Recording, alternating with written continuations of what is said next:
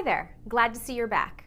We are at our final lesson in this module. In this lesson, we'll practice the language and pronunciation skills that we learned in our previous lessons and apply them to a variety of specific scenarios or situations that you might actually have through phone role play.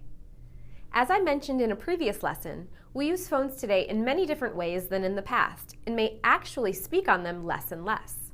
How much do you talk on the phone a day for business? Whether you talk less than an hour or for several hours throughout the day, the phone conversation is still a very valuable business tool. Unlike texting or emailing, it is direct and personal. Often, it can be the fastest way to answer questions, make a request, or solve a problem. There's no waiting involved. In addition, phone calls tell your listener that you are really interested in them, interested enough to take the time to call and talk to them. Also, many people prefer to discuss more serious issues or more personal ones on the phone. There's another part of phone conversations that make them especially valuable, and that's the message you give your listener just with the tone of your voice. Like body language, which we discussed in modules 1 and 2, tone of voice gives lots of information about you to your listener. It lets them know how you feel about something or about them. For examples, tone of voice lets your listener hear your smile. Tone of voice shows you're agreeable, friendly, and helpful.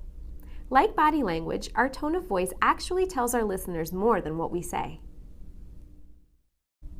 And if we don't get the chance to talk with a person, voicemail makes it easy to leave a complete and clear message and allows listeners to hear our tone as well as our words. Since we still use the phone for many work and business transactions, it's important to feel comfortable and competent while on the phone. Let's think about our first scenario. In this situation, a customer calls to place an order and a salesperson responds. Listen carefully to how the speakers clarify some critical information. Hello, Phone Orders International. This is Jan. How may I help you? Hello, this is Andy Ramos. I'd like to place an order. Certainly. What would you like to order? I'd like 15 of product 6016. I'm sorry, did you say 50? And which product number? No, I'd like 15. That's 1-5. And the product number is 6016. Thank you. I've got it now.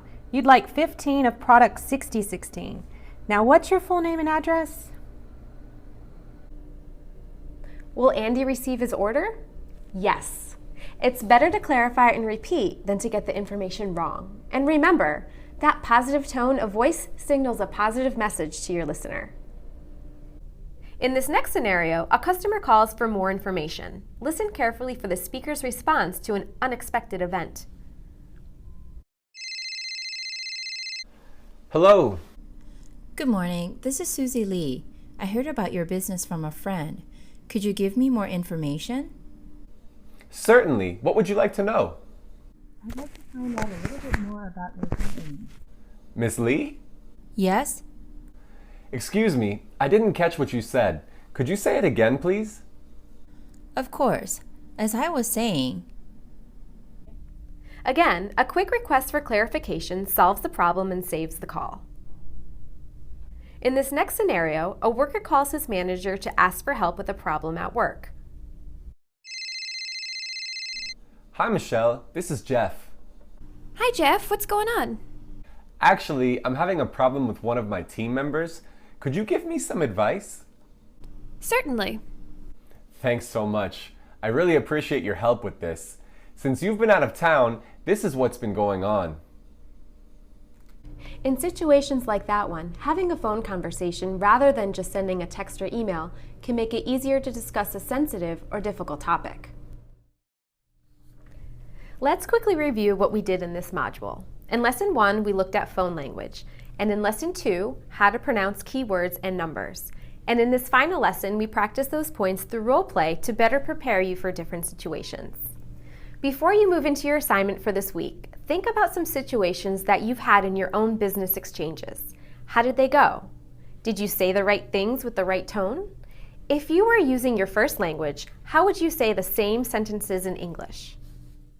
If you can, write out the dialogue as you've seen in this lesson and see if you're using the right type of language for each situation. Phone role play is a great way to practice these scenarios in English, and with practice, every one of them will help you to communicate your message and reach your speaking goals. See you in our next module.